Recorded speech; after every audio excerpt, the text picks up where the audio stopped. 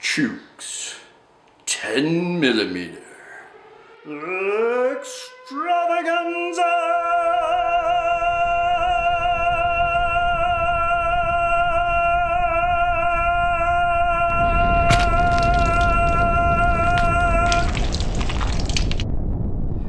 Greetings, true believers. Welcome to Chooks Outdoor Adventures 10mm extravaganza. This is my quarterly 10mm State of the Union address.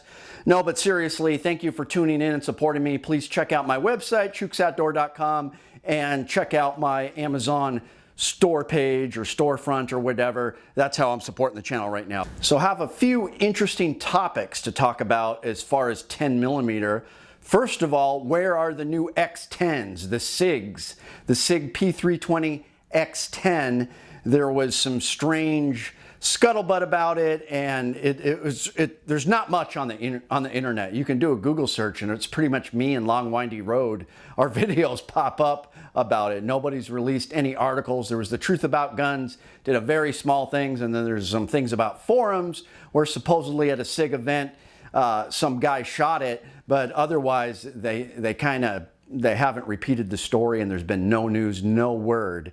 So please check out Long Windy Road. He's doing a lot of information on this too. So on the 15th, May 15th, we were all expecting an announcement because it was teased out that they may announce it. It never came. That's interesting. What is also interesting is the Springfield XDM Elite line is now the only line, and it's only one gun, and right now I think it's the best 10mm. So this is the only current production, and it's a compact model. They discontinued their XDM 10mm line without saying why. There was some interest that possibly they were going to release everything, all sizes, as an XDM Elite, but it's really strange because that was a popular gun. I mean, when I had the full-size XDM, I paid a lot for it on Gunbroker. It was similar to this, had the same slide, but much longer, and it had a red dot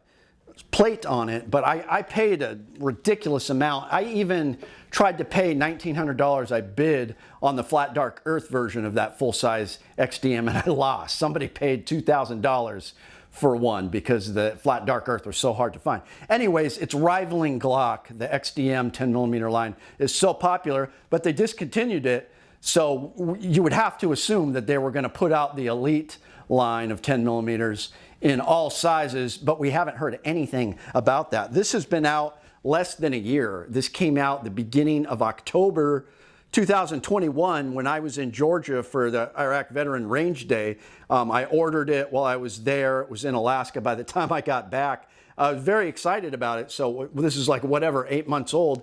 I'm hoping by this fall they will release all of the XDM Elite series in different sizes and options, hopefully colors, flat dark earth. I would love one in flat dark earth. As far as SIG, we're waiting to hear. They teased out that it could be midsummer, so we're waiting to hear. I do plan on getting a SIG P320 10mm. However, I do have my concerns. Glock is tried and true. They're reliable.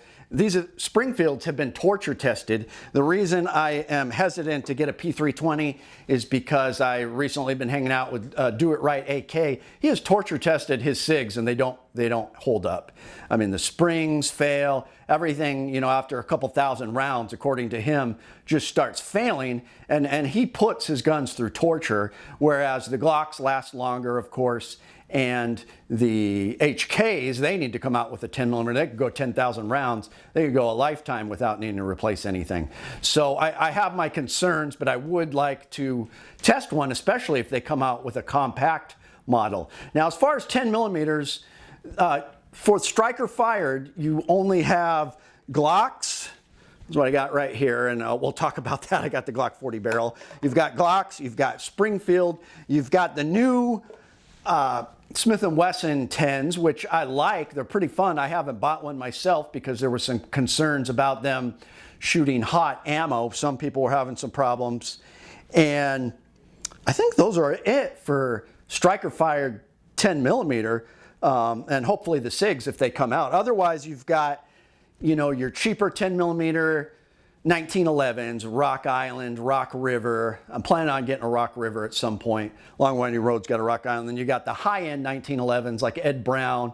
I managed to review one of those once. And so those are nice. Then you've got kind of niche guns like that FK Bruno. And then you've got Tangfolio. And this is my Tangfolio, which I really like. And it is safe, but this gets... people don't give this enough credit. These are actually extremely popular and hard to find right now. It's a CZ75 clone, but Tangfolio is hammer fired, but I think it's a good option as far as 10mm go. So I do like striker fired though. Glocks, when are you going to come out with a Gen 5? I believe that they're not going to. It's been teased for a couple years now that the Gen 5 Glock 10mm are coming out, and I have heard multiple times from different people that they're having issues with the high pressures of the 10mm round in the Gen 5 configuration. So I don't think we're going to see any more Gen 5 10mm for Glocks. I really don't. Hopefully I'm wrong. So what I am planning on doing is sending this in probably to Black Phoenix Customs and getting it cut for an RMR. I like that better than the plate system anyways, so that's probably what I'm going to do, and then this might go back to being my favorite 10mm. So I do have a Glock 40 barrel in here to get some extra velocity and power, and it functions just fine. So this is my Glock 20. I got a chest holster for it. It's kind of my dedicated hunting, hiking, woods guns, but I do have to say that this is now my favorite 10mm. Nobody has a newer production 10mm like this in compact size. This is basically the footprint of a Glock 19. Obviously, it's a little wider. It is just so comfortable to carry. I went out in the mountains today with it, with this alien gear inside the waistband holster, but I was completely comfortable because the neoprene inside just cushioned my muffin top like a soft baby. It was crazy. It was just so comfortable. But this trigger is amazing. The Glocks don't have a trigger that compares to this. Is the Meta trigger or whatever on the Elite line. The XDM trigger before was incredible, but now they got this flat face trigger on this thing that you just can't be beat. With the red dot, everything else they offer, you know, 10+1 capacity with this, but I also have other magazines for it. I don't think it gets better than this. This is my recommendation as of now for a good 10mm. We'll see what happens when SIG comes out with theirs, but like I said, I have my reservations about it. I still want one and want to shoot one. But anyways, that's my 10mm address. Please check out my website and comment, like, subscribe, share. Appreciate you guys. Chook, your friend in the field. I think it's the best 10mm. This is my Springfield Elite, and it's not. Okay, that was weird. I don't know why it did. Oh, it's because I was touching something. Why does it do that? Oh, you have to engage that safety. You have to engage the safety right there. It won't even go back. That's interesting. Anyways. My name is Duke. I like to trade my guns just for fun, but now I have none. Oh, look, get shot by a bear, but I don't care. I got a 10mm. Shoots Outdoor Adventures. Watch you all die every time.